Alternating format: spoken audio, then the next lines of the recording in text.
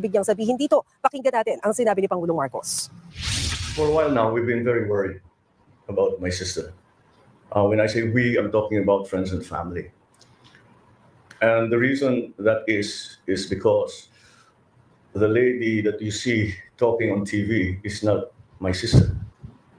Talaga? And that view is shared by our cousins, our friends. Hindi siya yan. Hindi siya yan. So, Ano yung retoke? Eh, di ba puro retoke na nga si Manang? Sabi ni Aling Ledesma. Kaya makita mo puro sabi, di ba? Sabi ni Pangulo, sabi ni Pangulo, sabi ni Pangulo. And ang daming instances na kahit dito sa Congress, palagi niya, kaya minsan nagtatalo kami. Hindi ko sinasabi niya, pag nag-uutos siya, hindi ko naman ito gagawin kung walang utos sa taas eh. Yes. Good morning mga kasama. Nandito na naman si Kuya Goods nagbabalik. At syempre, kung di ka pa nakasubscribe sa ating channel, pasubscribe na lang po at hit mo na rin yung bell para updated ka sa ating mga video. Hindi niya raw kapatid ang nagsasalita. The lady that you see talking on TV is not my sister. Talaga? Sino siya? Ang tanong naman doon, ikaw, sino ka ba? Di ba kasi may lumabas din na video kasama yung dating, yung tatay niya. Ang sabi, hindi natin alam kung edited yun o AI video. Hindi, wala pang AI nun eh. Di ba? Natatandaan nyo? Ang sabi nun, kung sino man ang lumabas na bongit, ngayon ay hindi ko anak yan. Impostor yan. Nako. Parang bumabalik ha. Natatandaan nyo yung video na yun? Diba? Hindi ko tunay na anak yan. Wala na raw yung tunay na anak na yun. Nategay na raw yun. Nagkaroon daw ng ano-ano sa party, kung ano-ano yung kinuwento. Tapos, tatanungin mo, magsasalita ka na hindi mo kapatid yan. Wow! Ha? Samantalang yan ang tumulong sa'yo, mailapit ka lang kay BP Sara, tapos itatanggi mo. Wow! Sabaw! At alamin ha, nagsalita siya versus akusasyon kay Senator Ading o Ading, hindi kay Manang Aimee. At kampo ni Romualdez nagpapakalat umano ng fake news. Naku, sino kaya itong kampo niya? At Representative Tiangco, President Mako, blast ex-Speaker Marty Ruiz over alleged kickback. Wow!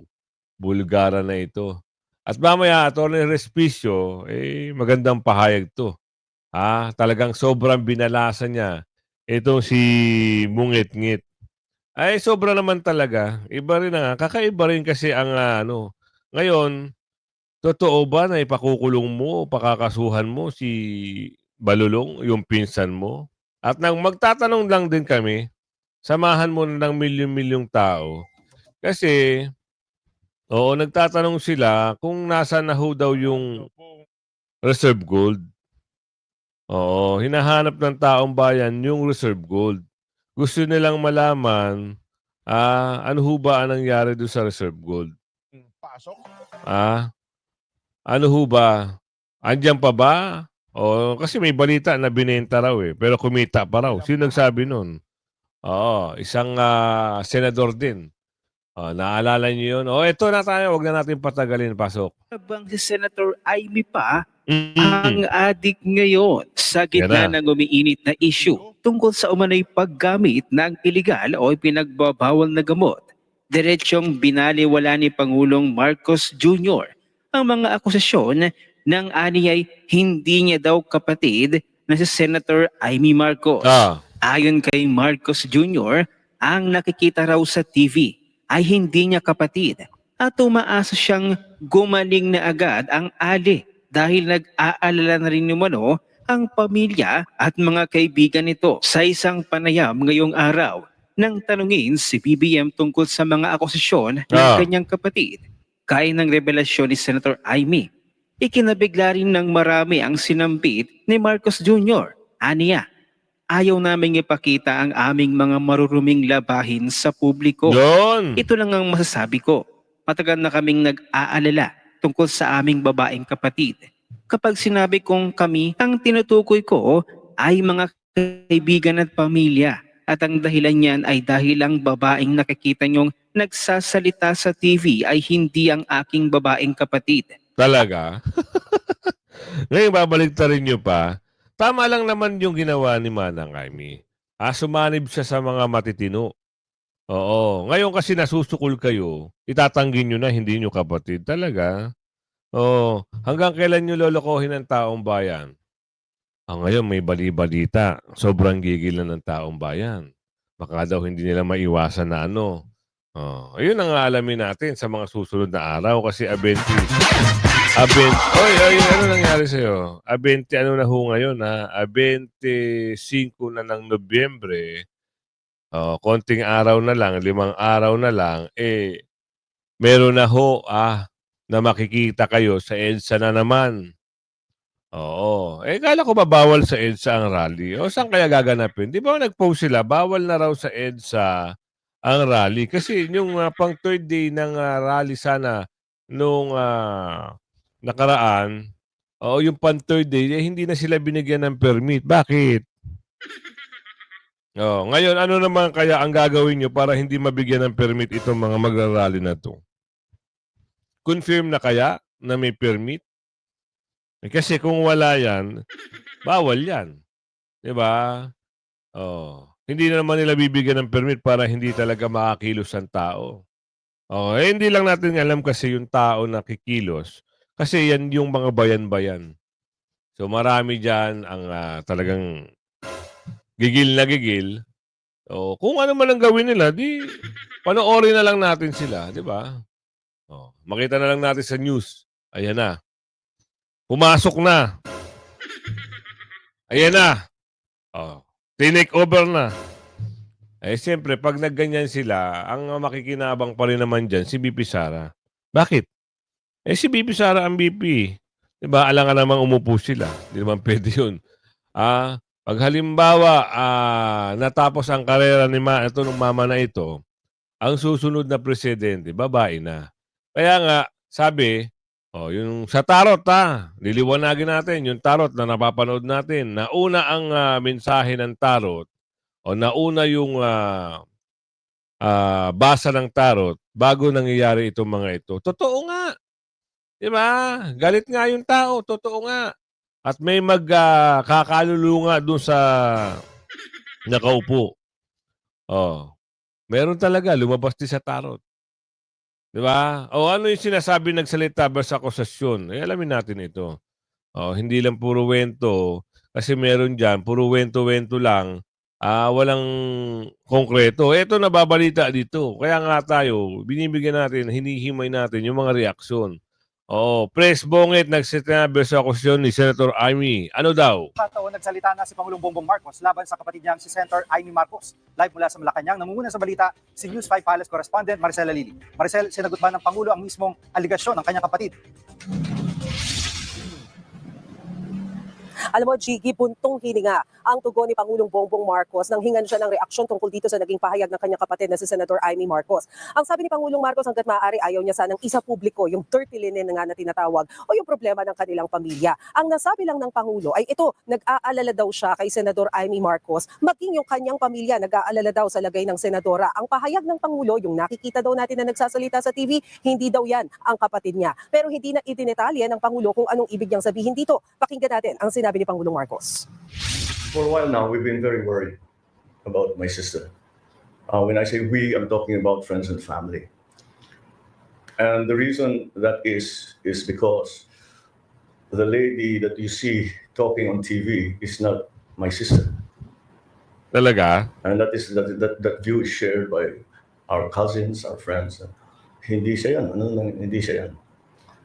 So, Ano yung retoke? Di ba puro retoke na nga si Manang? Sabi ni Aling Ledesma. Tapos sasabihin nyo, hindi iyan. No. Di ba? Kayo naman, masyado kayo mapaglinlang. Sabihin nyo na lang na buko, at sagad-sagad na yung galit sa inyo. Naunsyami na kasi yung mga tao. Naumay na kasi sa inyo yung mga tao eh. Diba? Kaya akala nyo, kayo pa rin ang paniniwalaan, hindi na kayo paniniwalaan. Sorry na lang kasi talaga yung taong bayan, nakapag-isip-isip na. Diba? Yun lang. Kailangan nyo pang galingan ang pagtatakip, pagsisinungaling, para maging, oo. Kaso hindi talaga Kahit anong gawin nila. Nagbayad na sila ng mga bulagger, meron pa silang troll farm, kahit nag-post-post sila ng mga pangit na mga post, o bibirahin nila si BP Sara, ang lumalabas, ang ebidensya, eto si Saldico nagsasalita. 'Di ba? Oo, ngayon ano sabi? Attorney Respicio, kahit magsinungaling pa kayo, eto pasok natin 'to. Maganda rito, Kahit ano pang gawin niyo, hindi na kayo talaga paniniwalaan ng taong bayan. Ay, pasok natin 'to. Gusto niyang arestuhin si Zaldico, okay, go ahead, sir. Pero alam naman niya na si Zaldico hindi uuwi dito at mahirapan silang arestuhin si Zaldico. Pero isa ito ulit na pakulo nila para kunwari ay ginagawa nila ang lahat para masolba itong problema na ito. Pero bossing, hindi mo may tatanggi na yung kasalanan ay nagawa mo na from the very beginning. Pwede Yun. mag-take ka na lang ng responsibility, please. Isang malakihang distraction ulit yan. Alam nila na si Zaldico ay hindi magpapahuli. Dahil alam niya na kapag nahuli siya at hindi siya state witness, madadawit talaga siya. At alam nila na kapag nahuli si Zaldico ay dadawit niya talaga si BBM. Kaya in the first place, ayaw nilang huliin si Zaldico. Kaso nga lang, alam nilang hindi magpapahuli si Zaldico. Hindi uuwi sa Pilipinas si Zaldico. Kaya syempre, walang cost sa kanila, walang risk sa kanila.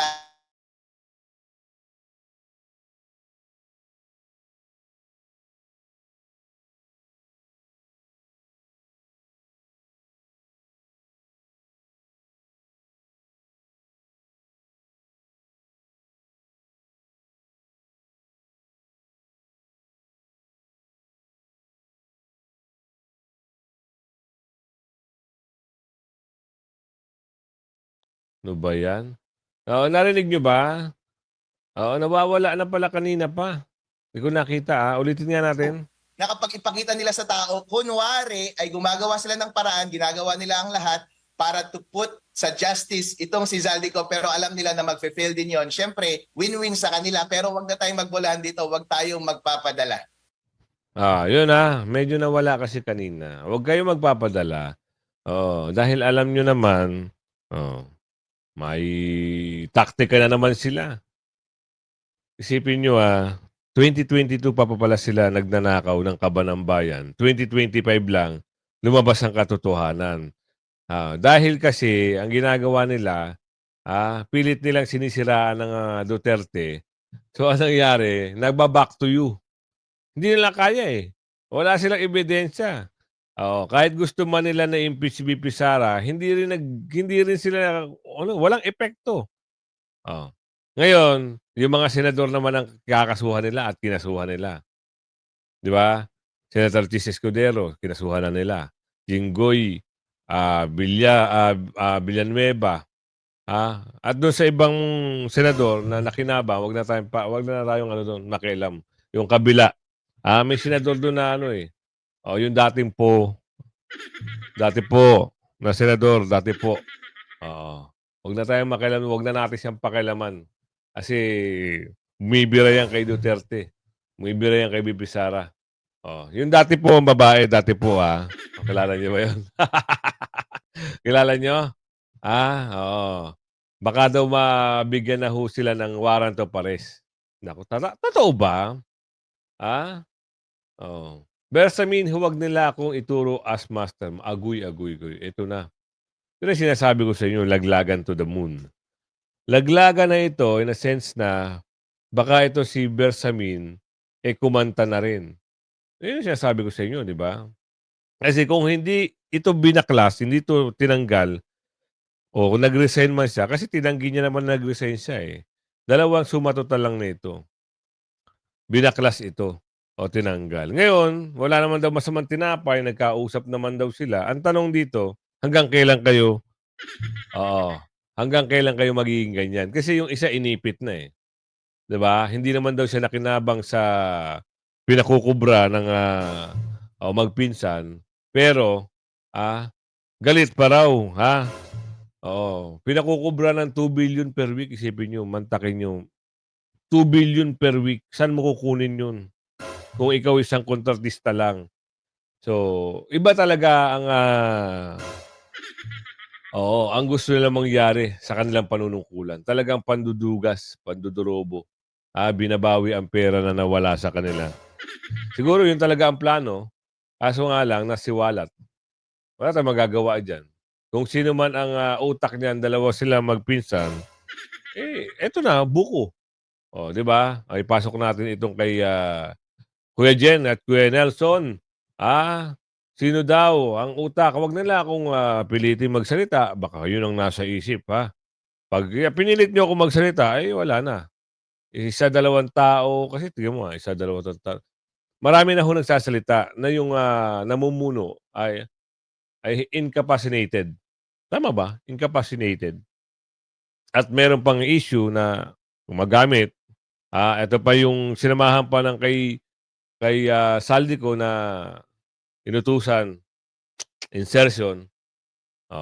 Ano, hindi pa ba kikilos ang AFP, PNP? Aba. Yung executive secretary siguro kasi tinuturo. Ay, nako. Yung Olaybar daw sinabi. Sa bagay. Galing din yun. Ulo At lumabas, tapos, Oh. tapos yung Adrian Bersamin ay kamag-anak ni... Oo, yung ES Bersamin. Naku po, ibig sabihin ba pagka Pagka tinagtitagdi mo yan. pagka nagkaturoan, ang maituturo ay si Executive Secretary Nako. Lucas Bersamin? Nako. Dyan mahulog yan, Nelson. Oh, Ano ko, magkakaroon... mabigat yan. Baka- Ibig sabihin Ang sabi nga niyan, Jen, nako, pagka yun nangyari ay baka maghalo ang balat. sa tinalupan.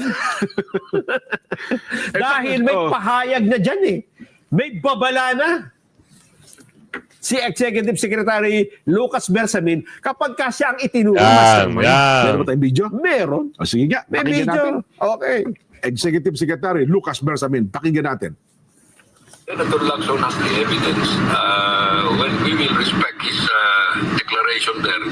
Pero sa tingin ko lang, kung batay lang sa mga kwento ni Saldico at saka ni Bernardo, hindi ko naman pwedeng sabihin na naniniwala ko agad. Alam mo, naging judge at abogado ako at naging judge na matagal. Itong mga bagay na ito, yung mga paratang na ganito, should ultimately be established in court. Hindi ko hinihingi na for purposes of these declarations, there should now be evidence acceptable by a court. No? Bahala sila kung anong nila because I cannot control whatever they want to say. Dapat guarded naman para hindi naman masira yung mga reputasyon ng mga tao. Hindi ko alam yan. I cannot judge the veracity of Senator Lacson's statement. Go ahead. What is nagbatay sa handwritten unsworn sulat ni Bernardo, mga ganun. Bahala silang mag-discard yan. But as far as I know, Adrian and the others are not that into this na sila lang ang gumagawa. Huwag din nito sabihin ako ang mastermind. Yun. Matindi yung sabi niya. ha? Parang ano to, huwag nila akong ituro ako ang mastermind. Ibang klaseng usapan to. Baka mamaya ito, pag napuno ito si ES Bersamin, baka talagang ilaglag niya na ang kanyang amo. Di ba? Baka talagang tuluyan niya na ilaglag. Kasi magigipit siya, kagaya sa kay Saldico eh. Gigipitin siya at gigipitin eh. Ano isipin nyo? Kung halimbawa ikaw ang nasa katayuan niya, siya ang sinisisi, siya ang tinuturo. Anong gagawin nyo? Di kumanta ka na lang ng bahay kubo hanggang dulo. Diba? Kagaya ng ginagawa ngayon ni Mr. Saldico, naglalabas siya ng video, part by part. Hindi niya muna sinisiwalat lahat. Estratehiya ba? So kung ikaw ay magaling mag-isip, hihinay-hinayin ko kayo. Hanggang, kita mo, sa page pa niya nilalabas sa sarili niyang page, hindi sa ibang tao. So meaning to say, siya ang gumagawa ng video, hindi AI, hindi niya pinagawa o hindi pina-edit kung ano-ano. Sarili niyang page, nilalabas ang video. So pag naglabas ng videos yan, hindi siya mahabang 1 hour. Merong 10 minutes, merong 8 minutes. So pero yun na nakadetalye, kagaya ng video kahapon na nagsiwalat ng 56 billion ang kinubra na magpinsan di umano. Ayon sa video. Tapos meron listahan, anong oras, anong magkano amount. Ando nakadetalye, pati mali-maleta. Nando nakapila sa kanyang Facebook account. Doon niya pinost. Ngayon, ang siste, ano ngayon ang mangyayari? Gagawa ngayon ng taktika itong kampo daw di umano ni Balulong at magpapakalat ng ano. Samantala, hindi pa umano lusot si dating House Speaker Martin Romualdez sa pagkakadawit nito sa flood control scam at katiwalian na rin sa usapin ng budget insertion. Ito'y sa kabila ng pagbubunyag ng kampo ng dating House Speaker na wala umanong nakikitang pananagutan ang Independent Commission for Infrastructure o yung ICI kay Romualdez sa nasabing anomalya. Vic Sumintak sa balita. Inirekomenda ng Independent Commission on Infrastructure o ICI sa Office of the Ombudsman ang mas malalim na pagsisiyasat sa posibleng pagkakasangkot ni dating House Speaker Martin Romualdez sa isyu ng flood control anomalies. Hiniling yan ng ICI sa referral nito ng kaso sa Ombudsman batay sa inilabas na dokumento sa publiko. Naka-attach sa referral ang affidavit ni Romualdez na isinumite noong October 13 at ang transcript ng stenograph notes, ang video at maging ang audio recording ng ICI fact-finding probe na hindi kasama sa inilabas sa media. Sa referral statement ng ICI, sinabi nitong wala silang inilabas na anumang finding o conclusion of guilt o liability sa bahagi ni Romualdez at sa halip ay ipinauubayan nito ang lahat na maging aksyon sa ilalim ng mandato ng constitutional at mandatory authority. Ano pa silbi nila, no? Ginawa niyong investigasyon na yan. Ano pa silbi niyo? Diba? Wala kayong rekomendasyon. Ano kayo? Palamunin.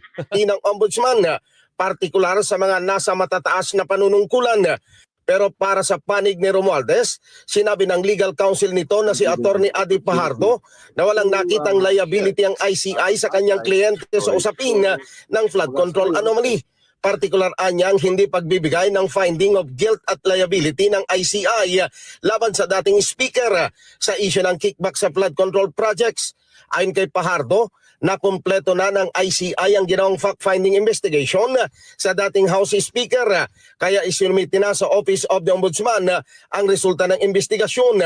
Nagpahayag naman ng tiwalang kampo ni Romualdez sa Ombudsman na isa sa ilalim sa masusing pagsusuri sa mga defense evidence na ibinigay ng dating Speaker upang malaman ang buong katotohanan ng flood control controversy. Nako. Tuloy. Today, I'm relaying to you our reaction as counsel for former Speaker Martin G. Romualdez on the ICI referral to the Office of the Ombudsman. We acknowledge the referral submitted by the Independent Commission for Infrastructure to the Office of the Ombudsman on November 21 and welcome the Commission's completion of its fact-gathering mandate. We respect the ICI's commitment to transmit all gathered evidence to the Office of the Ombudsman for further evaluation. Vic Sumintak para sa yun Mata lang, ng Agila. For further investigation. Ano yun? Wala na. Napagtakpan na. Buti na lang andito si Saldi ko. Nawala yung yung... buti na lang nandiyan si Saldi ko at sinisiwalat niya ang tunay sa tunay. Diba? Hindi yung dito gumagawa sila ng fake investigation daw kuno. Yung kasi wala raw. Ihahatid na lang sa ano ginagawa. Iaano na lang sa parang ibibigay na lang, no? Isusumiti na lang saan. Doon daw sa mga kilala nyo na kung saan nila ibibigay yan. Reverend Chanco claim President Bonget plus ex-speaker. Ito na. Mas maganda to eh. Talagang isisiwalat niya to dito. Kung ano ang maririnig natin, mas maganda. Mula kay Representative Tiangco o kay Congressman Tiangco. Ano ito? Alamin natin. Kasi mahirap mag-espekula kung ano yung mga ilalabas niya. Hindi naman tayo kwentong kutsero lang. O base tayo sa video. Ano yung sinabi ni Congressman Tiangco patungkol dito kay Bungit-ngit? Ano daw? Ang bungad talaga kaagad ng presidente Oh, kay Martin is, Martin, kayo ni Saldi, ilan bang bahay sa Forbes ang gusto nyong bilhin? naku. Ilan bang eroplano ang kailangan ninyo? Ilan bang Ferrari ang gusto nyo? Gaano karaming pera ba ang gusto nyo? Gaano karaming caviar ba ang kaya nyong kainin? Yun ang bungad. Yun yung opening statement nung pag-upong nung November 24. Tsaka pa lang niya sinabi na sobra na kayo. Lahat ng pera kinukuha niya. Pero yan yung opening statement niya. Yan yung unang-una sinabi niya na hindi ko dinidisclose kasi sabi ko napaka sakit ng mga salita, di ba? Ibig sabihin, ang unang isip ko, ulitin ko, papagalitan mo pala to, bakit sinama mo pa ako dito? So yun. So kaya makita mo puro sabi, di ba? Sabi ni Pangulo. And ang daming instances na kahit dito sa Congress, palagi niya, kaya minsan nagtatalo kami. Hindi ko sinasabi niya pag nag-uutos siya, hindi ko naman ito gagawin kung walang utos sa taas eh. Tama. Ako naman, ang sinasagot ko nun, kaya hindi kami nagkakasundo sometimes in the past, di ba? Very vocal kasi ako dyan eh. So hindi pa rin credible yung mga sinasabi. Di ba puro sabi. Kaya hanggang kay ang kausap niya si Martin eh, di ba? So kaya nga Mr. President, hanggang kay Martin, wala nang duda eh na talagang sila ni Saldi. Okay, next. At least tugma na nag-uusap sila ni Alcantara, di ba? Hindi na ma-deny. Ang titingnan na lang doon, sino ba nag-offer? Ang sabi ni Saldi, si Alcantara daw nag-offer. Ang sabi naman ni Alcantara, si Saldi pumunta sa kanya. Pero assuming Alcantara offered 20% o 25% for a project. Alam mo naman mali yun, bakit mo naman gagawin? Di ba? Assuming si Alcantara nagbigay nun o inoperan ka, bakit ka naman papayag? Tapos, simula pa lang 2 billion na amount. Wow. Terrible. Ulit, sasabihin ko, di ba parang pareho yan, di ba? Yung boss, hindi naman pwedeng walang natanggap. Pareho sila, di ba? Ang sinasabi ni Martin, wala siyang natanggap. Ang sinasabi ni Saldi, wala siyang natanggap. Silang dalawa yung nagtuturuan eh. Di ba may Tama. pera eh. Tama. So definitely, isa sa kanila, may natanggap. Pero ngayon, pareho silang sinasabi na walang natanggap. Saan napunta yung pera?